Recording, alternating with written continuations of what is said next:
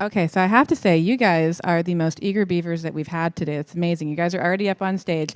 So can we do one more round of applause for that amazing ceremony that we saw? All right, so I am going... Don's not doing this one? All right, well, without further ado, I'm going to let you take it away and introduce all your amazing speakers, because I'm sure you will have a much better time introducing them than I will. Thank you. Wonderful. Hi, everyone. Welcome to the penultimate session of the conference, and congratulations for lasting this long. I am so incredibly pleased to introduce this panel. But before I do, I just wanted to tell you that at the end of this session, we're going to have Don and Alex back up here on stage, and they will reflect on the last 2 days and the issues and discussions that we've had, the lessons learned, and where we kind of go from here, and where we think the world is going. Also, at the end, Don and Alex will be inviting you all to a VIP after party. So stay to the end to get your invite. Which brings us to the topic of this panel. This panel is called officially the Young Innovators panel. And I would like to introduce you to some quite remarkable people.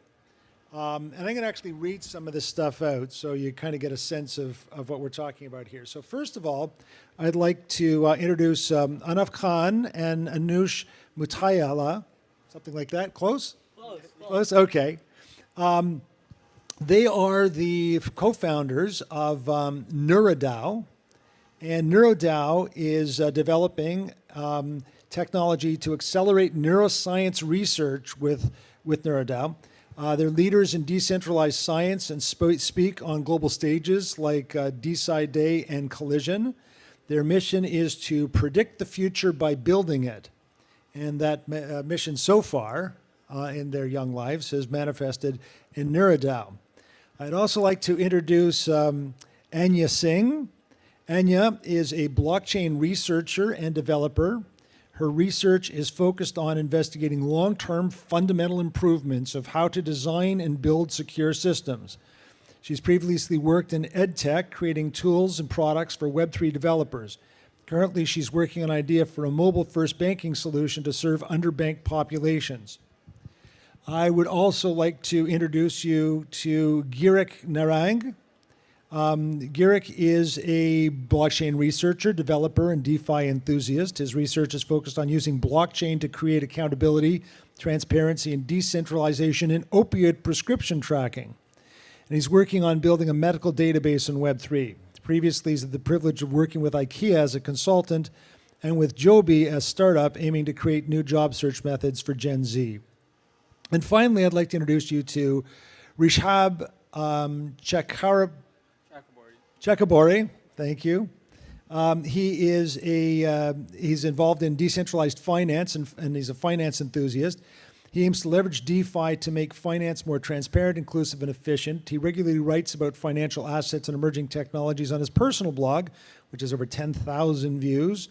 He's been a participant at the University of Pennsylvania Wharton School High School investment competition as the youngest member of the Economic Club of Canada. He's passionate about DeFi and has technical and non-technical know-how with Ethereum's decentralized finance ecosystem. He's been involved in the crypto space since he was 13 and began mining cryptocurrencies such as Ethereum and exploring blockchain development. Previously, he has had the privilege of working with organizations such as Sidewalk Labs in Toronto, Kidogo in East Africa, and the Open Application Network. And apart from finance, why not? He enjoys playing his classical tunes on his guitar as well as running and biking outdoors. Okay, so my first question is to you. How old are you? I'm 17 years old. 17 as well. I'm 16. 16. 17. Okay, my second question is, what's it feel like to be a complete slacker? and shouldn't you be in school? Wow. You guys are very impressive young people.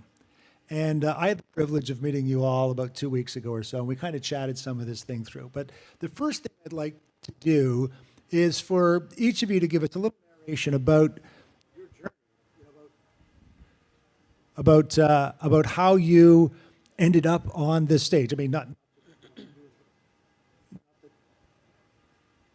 drop. Okay, not that. Testing. Okay, we'll try one more time here. Not that we invited you when you showed up, but that how did you end up in this blockchain space? What you're doing? Go. So for me, I've been involved in sort of coding from a very young age. So my parents would like push me into libraries and be like, you got to learn how to code. My mom would force me to go to all these coding classes. So eventually I got really obsessed with coding and building things online. And it was only a matter of time before I came across like blockchain and Web3. And I realized that a lot of the interests that I had were more, people had been in it for a long time, but blockchain was something that was coming. So I really wanted to be a part of it, and I wanted to see what people were building because it was just so new. So in blockchain, one of the things that I really like is that because it's so new, there's just so much opportunity to build new things. So for me, that just really appealed to me, and that's why I got involved in the space. Wonderful. Thank you. So for me, I originally got into crypto and blockchain because I saw a lot of financial opportunities. So I'm not going to lie, I got involved after the crypto boom in 2017. And I started mining crypto. And from mining crypto, I wanted to understand more so, because I felt like the technology had a lot of use cases which weren't really being used. And so I tried to learn about the software development aspect of it. And I explored around the software development. And then after that, now I'm trying to explore more of the economic aspect of it and actual usability and just the economics of crypto. Thank you. So originally I was actually quite interested in neurotechnology, so neuroscience and technology, so controlling computers with your brain and brains with your computer. And after my first internship with this neurotech company called Muse, I was working on sleep protocols, trying to make people sleep faster with this headband. I noticed that there was a lot of issues within academia, and as I was kind of going to this rabbit hole of how academia truly functions, I noticed that there were a lot of problems within it that naively I didn't really understand before, as I was 16 at the time, so not too long ago, but still a while back. And I know so I feel so old. It's ridiculous. Oh yeah. Okay. Way back when I was a year ago. Okay. Go on. So at the time, I looked into. This was around the big crypto boom, and I looked into VitaDAO, and they looked like they were solving a lot of issues within academia, and that inspired me to be like, there's a lot of different solutions for real-world problems that Web3 and crypto can bring us, and that's how I kind of got into this whole world of blockchain and Web3 and decentralization. Yeah, so similar to Anaf, I'm not blockchain crypto native. I originally came into the space kind of not from the perspective of finding the technology cool and trying to map it to a problem, but rather converging on blockchain as a solution for problems within neuroscience research. So I was originally doing basically biomarker research with EEG for a startup in Toronto, and I realized that there are several data silos alongside Anaf, who was working with sleep data sets. And we realized that data marketplaces using crypto are an interesting opportunity to kind of break these barriers and create standardized use cases for neuroscience research outside of individual companies and academic institutions. So basically we're both neurotech researchers, and we saw that there's a way to make neurotech research better with crypto, and we both converged on that solution, and here we are. I'm just curious, before we go on, I mean, how many neurotech researchers, 16-year-old neurotech researchers do we have in the audience? No? A few in the back? Okay. Go, Sorry. I'm just totally flabbergasted by all this. Go. Is it on? Okay. Yeah, so I kind of got in the whole crypto space in 2021 when the whole crypto boom happened. Bitcoin surpassed the 40 grand mark.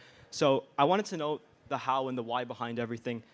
Everyone was investing in this technology or this cryptocurrency, and it was so popular. I wanted to know the why behind it. So this whole rabbit hole of understanding the technology behind Bitcoin and understanding the different layers behind everything, and that kind of led me to believe that blockchain is actually so much more than just the basis behind cryptocurrency, and what more can we actually do with this technology, which is kind of how I got involved in using blockchain to try to solve real world problems. So when I first met all of you a couple weeks ago, I really, first of all, I was tremendously inspired by all of your stories and thinking back to, my wasted youth, watching Saturday morning cartoons or something like that.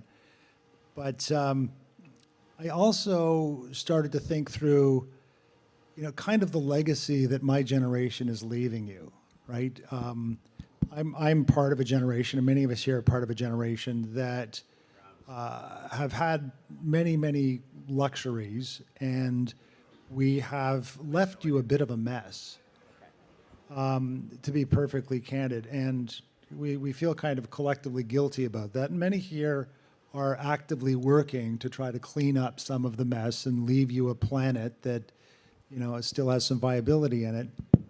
But you carry on your shoulders a burden and a responsibility to, you're kind of the hope we have of turning the page and making some real progress. And I think we're all very inspired that as young as you are, you're tackling these big substantive issues and being impactful. But do you guys, I'm kind of curious, do you have a sense of the journey you have ahead of you, the challenges? You're very young, you've already accomplished amazing things, but do you have a sense of the opportunities and the challenges that are ahead of you and that you're kind of moving your life towards?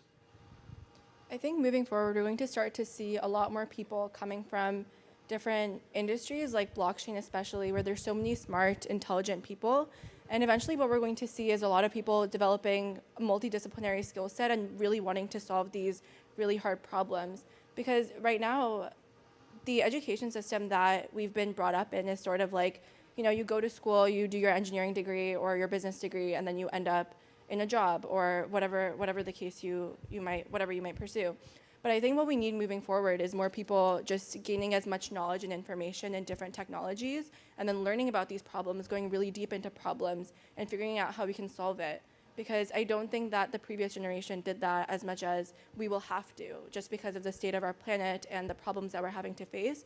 We'll really need to find new ways to solve these challenges. In order to do that, we're going to need a lot more information, a lot more people engaging in many different skill sets.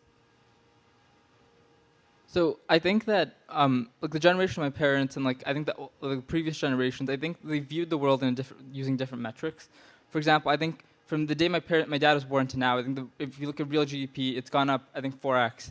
And I think that now our generation, we're going to look at things differently and use different metrics. And so I think our generation, we're less so focused on these traditional metrics such as like GDP. And I think what we're focused on is more so about like allocation and creating a more accessible and frictionless economy. And I think we're more focused on accessibility rather than, I think, wealth creation or just growth, like unlike previous generations. A couple decades ago, Don wrote a book called Paradigm Shift, and as you're talking through this, I'm thinking about that. And I remember when my daughter was about 13 years old, she came home from school, and she crossed her arms and she said, Dad, I need to get a cell phone, right? Everyone else in my class has got a cell phone. And like any responsible parent, I said, okay, let's sit down and let's do a pro and con list and build a business case and do a total cost of ownership analysis. And she crossed her arms and looked at me in complete disgust. And she said, well, how old were you when you got your first cell phone? And I was like, I don't know, 35? And at that moment, it just occurred to me the differences in generational perspectives. I mean, you guys are growing up in a very different world than I grew up in. And with that comes not only a different set of skills, but a different set of perspectives, a different way of looking at the world, and different assumptions about, what building blocks you have access to and you're using. So we'll just continue this conversation about thinking about the generational shift and the kind of differences that your generation, your in perspective and skill set that you've got going into this next era. So we're kind of starting to see it a little bit now, but for anyone here who has children, particularly in the college age, so like our age, you'll see that even just like going from high school to college is actually getting very difficult, mainly because things are becoming a lot more hyper optimized. So one generation ago, you would see that not everyone was super hyper optimized, but nowadays kind of everyone really understands the game, right? So similar to what Anya was saying, we're all building multidisciplinary approaches to really just like how we're solving these separate problems. And a lot of that has to do with kind of generation by generation, we're starting to learn and understand more about this current world, right? So our current generation, when I was 15 or 16, or even like 13, yeah, again, 13 was like when the big crypto boom was like starting to come, and many of these other technologies were starting to hit their inflection point, right? So Web3, like a really massive year for Web3 was about 2 years ago or last year, and then neurotech, the inflection point has yet to come, but it's still very, very close, right? So now, as we aren't in like several like struggles as our previous generations had, we're able to focus almost purely on just exploratory stuff or completely optimizing ourselves and making the best possible version of ourselves, right? So that's what I think the future of our generation is. It's highly optimized superhumans who are building in tech and truly exploring everything that they really want to do rather than things that they have to do. Yeah. What I noticed with our generation is partially because of the fact that kind of we haven't been through the grind life, whether it's in industry, trying to raise funds for like a startup, for example, or maybe in academia, trying to get the best citation scores, p-hacking for your research papers, all that. We haven't been through that, but we have the outsider perspective. I think that fresh perspective allows us to kind of optimize for certain skill sets that do allow us to like tackle these problems from their roots, right? So like partially why we've been kind of attracted to blockchain in particular is because we've had this outside perspective of like, oh, there are perverse incentives in academia, for example. And because we're not researchers by trade, because we're 17 or 16, whatever, we've been able to kind of tackle this from a fresh mindset that, yes, even though academia is like a traditionally legacy ecosystem, we have the flexibility of trying to like plug in this new technology in a place in the pipeline that allows us to create better research, etc. And this is kind of like how he's talking about wealth generation and DeFi. This is like the parallel in decentralized science in terms of optimizing how research is being done with better incentives through the blockchain. Yeah, so I think that the biggest difference between generations is that we have so much more potential for education because of how many resources and how much more access we have to technology, like when we're younger. Previously, like you have maybe 35, 40-year-olds getting into the blockchain space, but now we have younger people, like starting from at the earliest points of their careers, getting into the space.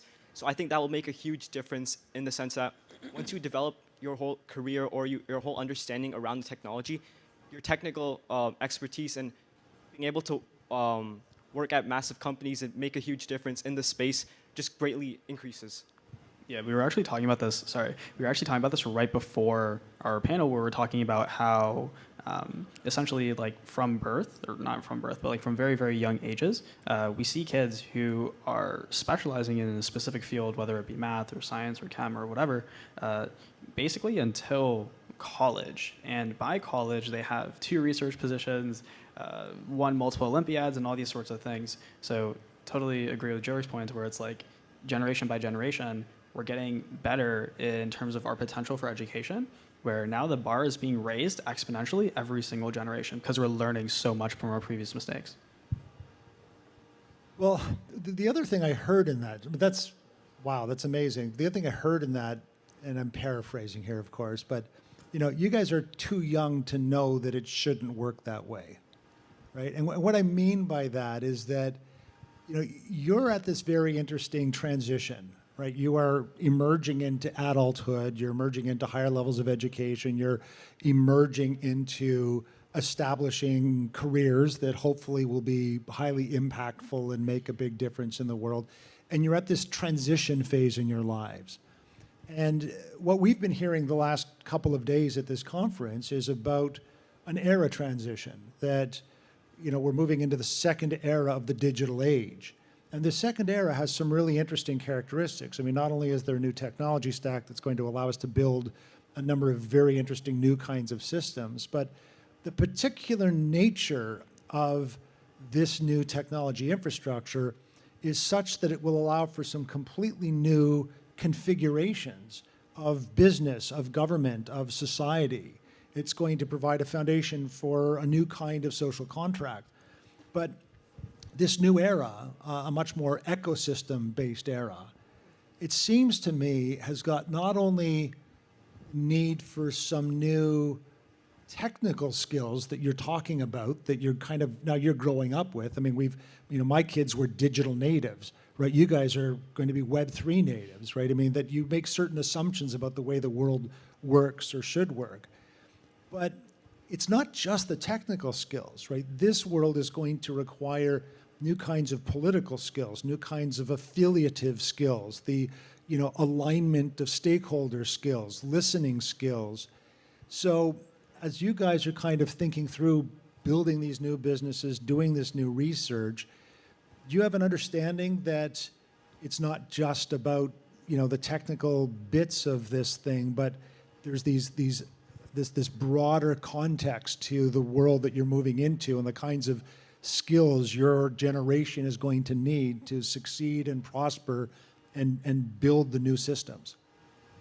Yeah, I would say that a lot of us, especially in the tech space, tend to have a cover or think that a lot of challenges can be solved with technology when that's generally not the case.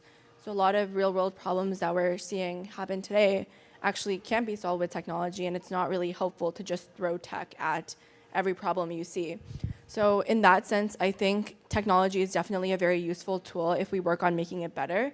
But the other part of this is young people growing up today need to have more of an emphasis on problem solving, on actually figuring out, what can we do to make this, actually understand this problem, first of all, and then what technology can actually be applied to make this problem better.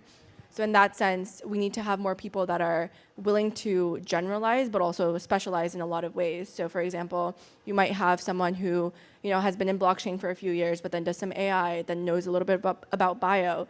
You need to be deep enough that you can actually add value, but also be deep enough in enough fields that you can solve these interdisciplinary challenges. Because challenges today aren't really approaching us as this is a challenge and you need to use blockchain to solve it. That's generally not the case. So we really need to think about what is the best technology to solve this problem? Is technology the way to even solve this problem? And a lot of times it's just economics, sometimes it's government, sometimes it's other things that play a factor. So I think while tech conferences are really great, it's just important for people to zoom out a little bit and see how they can actually truly understand and then solve the problem. I think adding on to what Anya said is that I think in the past, especially if you look at government institutions, I think academia and just going through one single route of specializing in something, if you look at central banks, all the past governors of the Bank of Canada, they've all been they've all had PhDs in economics. I think you're going to start seeing a change in that. I think we're going to start seeing a lot of people see the importance of converging. So I think majors like computer science and economics will be more important, but not only in computer science and economics, but even marketing and computer science or marketing and chemistry, because I think that we're living in a more decentralized world, and I think a lot of people don't realize this, but I think these central institutions, I don't want to nitpick specifically at central banks, but a lot of financial institutions or a lot of institutions are really centralized, and I think just knowing that these are decentralized and that things will inevitably need to converge, and I think that's going to be really valuable going forward. Yeah, so this question was actually coming to me as I was going to sleep last night. So recently I had a meeting with some professors at Queen's, and we were talking about how, well, I was thinking about this afterwards, but... who wasn't? Right? But I was thinking about how I approach a lot of problems within my life and problems within my professional life as an engineer, not really as a human. So what that means is they were telling me this anecdote about how when when these researchers, they do neuroimaging work, they're like using fMRIs and scanning your brain, and it's very common to actually see that there is something wrong with someone's brain just randomly. It's very common to see like, oh my God, that person has a brain tumor. You weren't trying to find the brain tumor, but sometimes it just happens, right?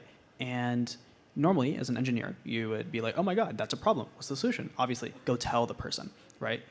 And that's called an incidental finding. And in the beginning of a trial, a patient usually signs saying whether or not they would like to know if they found an incidental finding and what the actual nature of that incidental finding is. Most people actually say no. That is not what the engineer would do. That's what the human would do, right? But what I understood was, even though like the incidental finding might be like a brain tumor, right? It's not necessary that everyone wants to actually know that, like an engineer or an economist would, right? Where it's like, this is a problem. Oh my God, I found that I have a brain tumor. Here, let me go try and solve it. Sometimes people, or if you approach it with like empathy and this, or as like a human, and I'm not saying that engineers are not human, that definitely not. Sometimes you can find alternative solutions to the same problems where, again, as Anya said, throwing tech at every single solution, which I naively thought was the case, is not the actual solution in the real world. Yeah, so I was just having some foresight here. So like we're talking about kind of these like generational differences in, in terms of success, right? Like at the age of 20, someone 40 years ago might have achieved something different than the youth today. So like in terms of our the next generation, we're going to be competing directly with several of these technologies, whether it's AI that essentially could make us possibly obsolete in the technical domain. There's this whole like ideology that coding will die, which is becoming popular within like the tech space right now.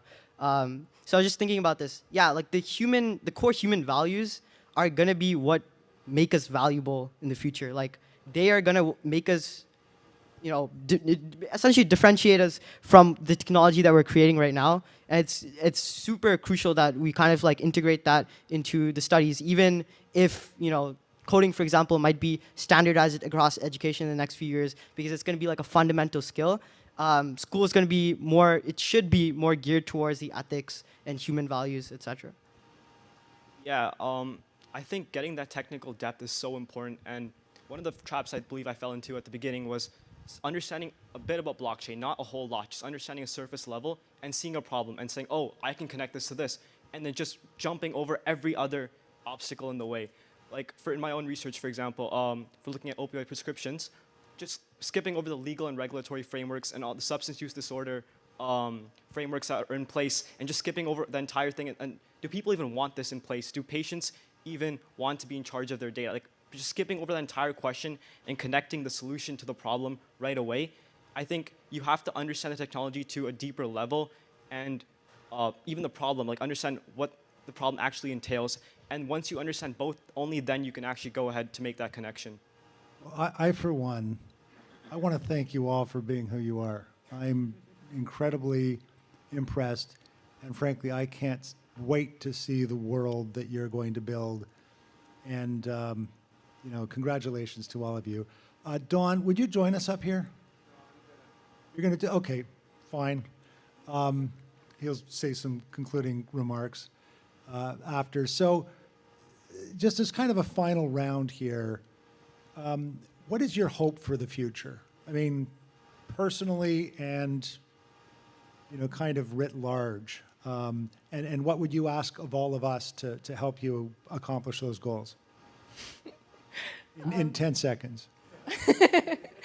That's a good question. My hope for the future, I would say for the broader future, would be that people are more open-minded and willing to seek understanding of the problems and technology instead of jumping to conclusions and throwing technology at problems. For me, personally, I would say my hope for the future is that I end up working on things that are exciting and find interesting ways of making them correlate so that I can solve more important problems, not just in blockchain, but in other areas as well. And I would say for the audience, I would encourage everyone to think about ways that they can incorporate their own whatever they're doing in their life into making it a little bit better, empowering people around them, building a better community, and making the world just a little bit better place just by encouraging people to pursue more, the kind of careers that they want to pursue. I think simply, I think a lot of us, because I think a lot of the people here, they're working on a lot of cool stuff. And so I think one request is just, I think making sure that we focus not simply on simple metrics, but focus on like well-being. Because I think that's something that we've been overlooking, especially in like the social sciences and a lot of the hard sciences. So just the well-being. And I think that's the main thing. For me, I don't know. The only thing that came to my mind was just thoughts around climate change. I don't know. Obviously, it's a dumb thing to say. Stop burning the planet down? Well, yeah, I guess so. But it's a funny wish. Oh, stop burning down the planet without all the economic stuff. But I mean, I would start to, well, every single one of us here took a very unconventional path to go to where we are today, right? The only reason why we're able to do any of these things and really take advantage of our full potential is because we had to skip school in order to do this. Right now I'm skipping like a math test, a chem test, a lab, and something else I forgot. Like that should not be the norm. You know what I mean? Like I'm skipping like my mom doesn't know obviously, but it's like I'm skipping a lot of these things. I'll write a note for you. Yeah, I'm skipping a lot of these things in order to be here to really achieve my entire potential. That really should not be the case. Where I have to skip, I have to really do everything in my power to like skip all my different commitments in order to be here today. So what I would hope for is a future where I don't have to make all these different sacrifices to really be the best person that I could be, where it's kind of, I'm already put on that path anyways. I don't have to fight every day to be on that path. Speaking on the parent note, or I would really appreciate if you did send a note for functions, by the way. But yeah, in terms of what I would like to see in the future, I think kind of touching on the metrics point that Rishabh was making and what he was talking about in terms of working on what you love without making all these sacrifices, I think it's really important that we start to gauge human potential not on traditional accolades and kind of statuses, and more on experiences, individualized experiences that you develop in the world that might not be, traditional academia, but everyone has the ability to make change, and it should not be determined on like these traditional factors that maybe employers look at. But everyone has the potential to impact significant problems, and it's just really up to your willingness to tackle them. Yeah, I think it would have to be just the future of education in general, like Anaf said.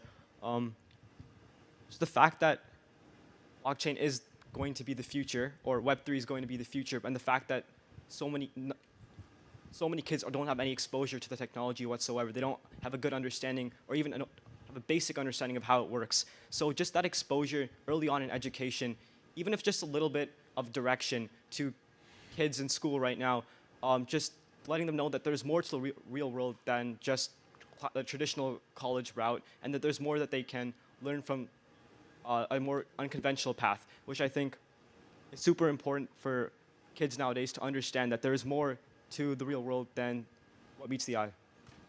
Ladies and gentlemen, I give you the Young Innovators.